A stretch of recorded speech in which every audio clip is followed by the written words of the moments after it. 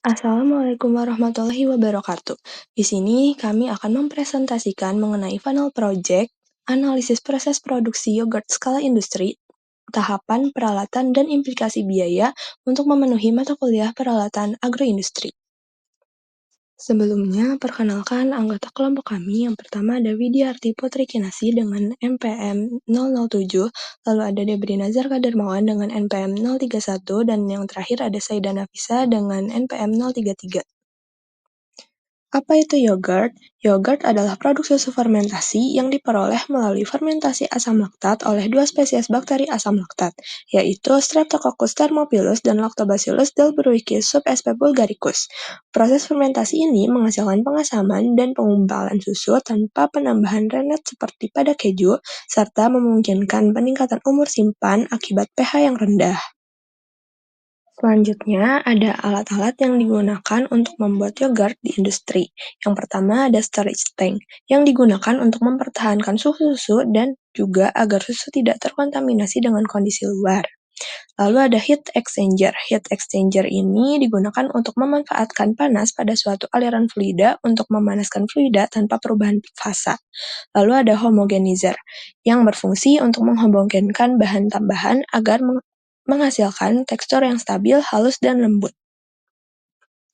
Selanjutnya, ada pasteurizer yang digunakan pada saat proses pasteurisasi. Lalu, fermentor yang memiliki peran sangat penting dalam proses pembuatan yogurt, terutama dalam mengontrol kondisi yang diperlukan untuk pertumbuhan bakteri probiotik. Selanjutnya ada seeding tank yang digunakan untuk memperbanyak kultur bakteri starter yang diperlukan untuk proses fermentasi yogurt. Lalu ada flavor tank yang digunakan untuk mencampurkan bahan tambahan seperti pemanis, pewarna, dan aroma atau flavor alami ke dalam yogurt setelah proses fermentasi. Selanjutnya ada mixing tank yang digunakan untuk penambahan rasa sebelum dimasukkan ke mesin filling. Selanjutnya ada filling machine yang dirancang untuk mengisi yogurt ke dalam kemasan dengan akurasi tinggi. Lalu ada cold storage yang membantu untuk mempertahankan kesegaran yogurt dengan menyimpannya pada suhu yang tepat. Selanjutnya ada screw pump yang dirancang untuk menangani cairan dengan viskositas tinggi dan dapat beroperasi tanpa proses priming awal yang menjadikannya praktis dan efisien. Lalu ada centrifugal pump, pompa yang digunakan untuk mengalirkan cairan dengan memanfaatkan gaya sentrifugal.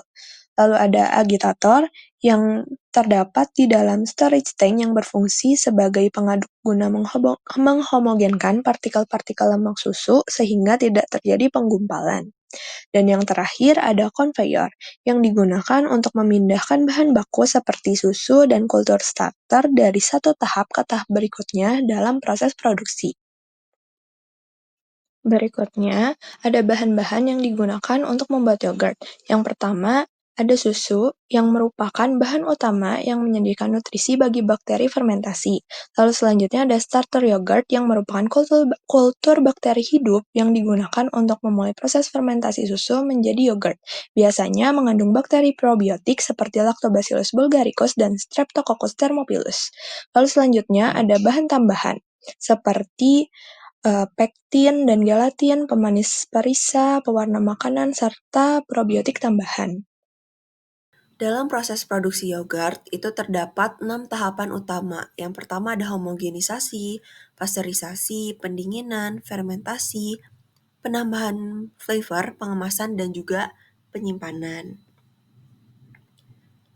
Nah, jadi yang pertama, susu segar akan disimpan terlebih dahulu di dalam storage tank.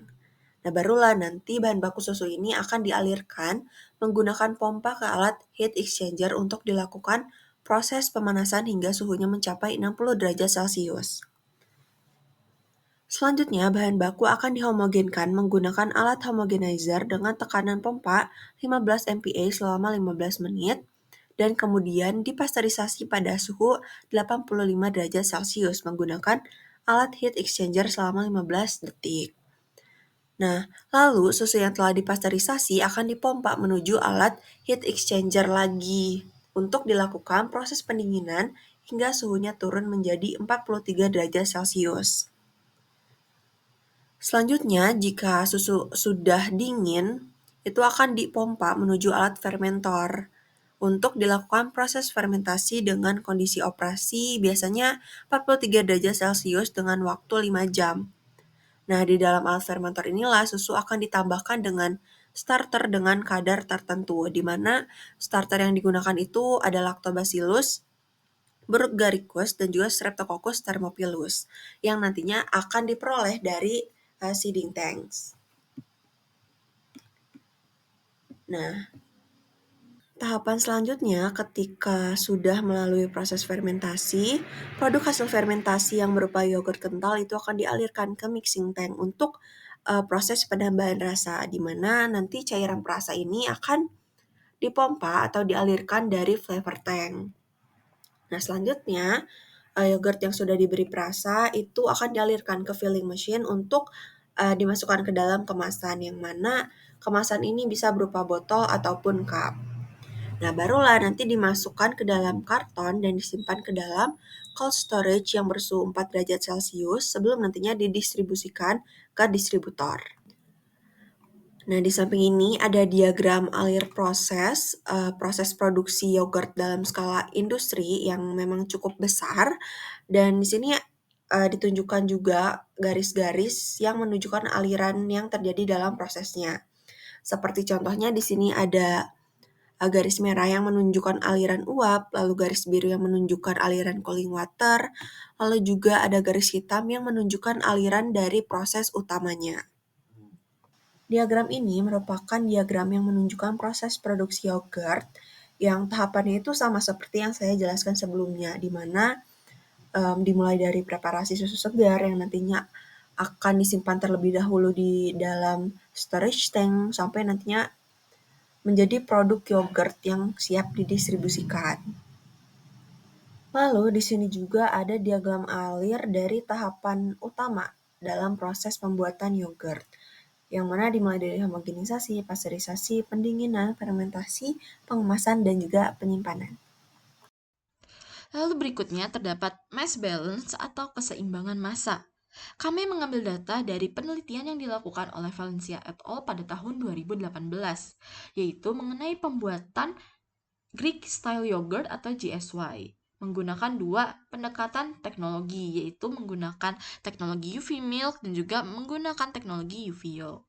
Nah, bahan dasar dari pembuatan yogurt ini adalah susu skim. Apa itu susu skim? Jadi susu skim adalah susu yang telah dihilangkan sebagian besar kandungan lemaknya sehingga hanya menyisakan komponen utama seperti air, protein, laktosa, mineral, dan sedikit lemak. Lalu tadi terdapat dua teknologi, ada UV Milk dan juga UV Yolk. Nah, apa itu UV Milk dan apa itu UV Yolk? Jadi, pada UV Milk, susu skim terlebih dahulu mengalami proses ultrafiltrasi sebelum fermentasi untuk memekatkan komponen padatan. Sedangkan apa itu UV Yolk? Pada UV Yolk, susu skim difermentasi terlebih dahulu menjadi yogurt, kemudian dilanjutkan dengan proses ultrafiltrasi untuk meningkatkan konsentrasi produk akhir. Pada gambar yang ada di layar, dari 60 kg susu skim yang digunakan sebagai bahan baku, kedua pendekatan tersebut menghasilkan massa yang hampir sama. Bisa dilihat di gambar, terdapat pada penggunaan UV Milk terdapat 20,6 kg dan pada penggunaan teknologi UV Yolk menghasilkan 22,4 kg. Nah, komposisi awal susu skim ini bisa dilihat terdapat air 54 kg, habis itu terdapat TS, lalu terdapat protein, laktosa, es atau kadar abu, dan juga ada lactic acid. Nah, lalu mengapa bisa berbeda di antara UV Milk dan UV Yolk? Jadi, komponen-komponen ini memiliki redistribusi selama proses ultrafiltrasi dan fermentasi yang menghasilkan produk akhir Greek Style Yogurt serta produk samping berupa whey permeate. Nah, jadi whey ini tuh merupakan hasil samping dari susu yang sudah difermentasi dan yang sudah di ultrafiltrasi. Nah, dalam pendekatan UV Milk, whey permeate ini memiliki kandungan laktosa yang lebih tinggi, yaitu 1,75 kg dibandingkan dengan UV Yolk yang hanya 1,6 kg, yang menunjukkan penurunan sekitar 40% akibat proses fermentasi pada UV Yolk. Kandungan abu atau kandungan mineral pada whey permade di UV milk itu lebih rendah, yaitu sekitar 0,17 kg dibandingkan UV yolk. Nah, selain itu, whey permade ini dari UV yolk mengandung 0,27 kg asam laktat, sedangkan pada UV milk asam laktatnya itu tidak diketahui atau ND. Nah, produk akhir dari GSY ini, dari kedua pendekatan ini menunjukkan komposisi yang signifikan, yaitu bisa dilihat juga, misalnya kalau di UV milk itu berarti waternya 17 kg, sedangkan di UV yolk itu waternya 18 kg, dan bisa juga dilihat dari hasil akhirnya, yang UV milk itu menghasilkan 20,6 kg, sedangkan yang UV yolk menghasilkan 22,4 kg. Nah, perbedaan ini disebabkan oleh proses fermentasi yang dilakukan sebelum ultrafiltrasi pada UV yolk yang menyebabkan menyebabkan lebih banyak laktosa terfermentasi menjadi asam laktat. Nah, jadi dari mass balance ini dapat disimpulkan bahwa pendekatan UV milk dan UV yolk ini menghasilkan jumlah Greek style yogurt yang hampir sama namun bisa berbeda signifikan di antara setiap komponennya. Seperti itu.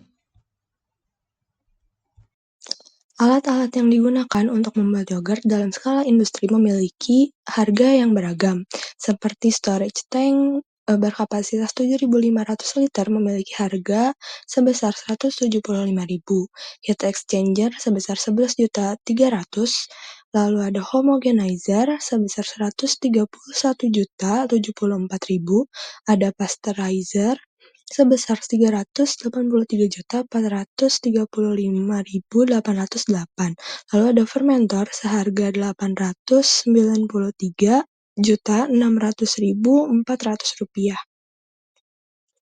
Selanjutnya seeding tank seharga 16.034.506. Lalu ada flavor tank berkapasitas 1.000 liter berharga 8.017.253 rupiah. Lalu ada mixing tank berkapasitas 2.000 liter seharga 30 juta, mesin filling seharga 55 juta, lalu ada cold storage dengan ukuran 5 kali 3 kali 2,2 meter seharga 49.898.000. Lalu ada screw pump seharga 34.340.624 rupiah, lalu ada centrifugal pump sebesar 3.450.000, ada agitator sebesar 12.987.000 rupiah. Dan yang terakhir ada konveyor seharga 11 juta. Jadi kesimpulannya, yogurt merupakan produk olahan susu terfermentasi yang menggunakan bakteri probiotik seperti Lactobacillus burgharicus dan juga Streptococcus thermophilus sebagai starter untuk memulai proses fermentasinya. Lalu 6 tahapan utama dalam proses produksi yogurt yaitu homogenisasi, pasteurisasi, pendinginan, fermentasi, penambahan rasa, pengemasan, dan juga penyimpanan. Nah, alat-alat yang mendukung proses produksi yogurt itu ada agitator, centrifugal pump, cold storage, conveyor, fermentor, filling machine, flavor tank, heat exchanger, lalu homogenizer, mixing tank, pasteurizer, dan juga screw pump.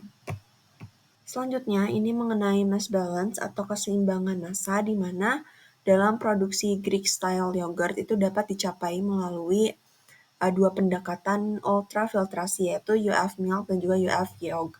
Di mana meskipun kedua pendekatannya menghasilkan massa yang hampir sama, yaitu sekitar 20,6 sampai 22,4 kg dari 60 kg susu skim pasteurisasi, UF milk ini menghasilkan whey permade dengan kandungan laktosa yang lebih tinggi, sementara UF yolk itu menghasilkan whey permade dengan kandungan asam laktat yang lebih tinggi akibat fermentasi sebelum ultrafiltrasi. Nah, selain itu, Greek style yogurt dari UF milk ini memiliki kandungan laktosa, abu, dan asam laktat yang lebih tinggi dibandingkan UF yolk. Nah, lalu selanjutnya untuk peralatan yang digunakan dalam proses produksi yogurt berskala industri ini memiliki harga yang bervariasi tergantung pada fungsi dan juga kapasitasnya. Jadi, pengadaan peralatan dalam proses ini tuh memerlukan biaya yang signifikan untuk memastikan kelancaran produksi dan juga standar kualitas yang tinggi. Nah, jadi sekian presentasi dari hasil final project kelompok kami. Mohon maaf apabila ada kesalahan atau kekurangan informasi. Mohon dimaafkan. Wassalamualaikum warahmatullahi wabarakatuh.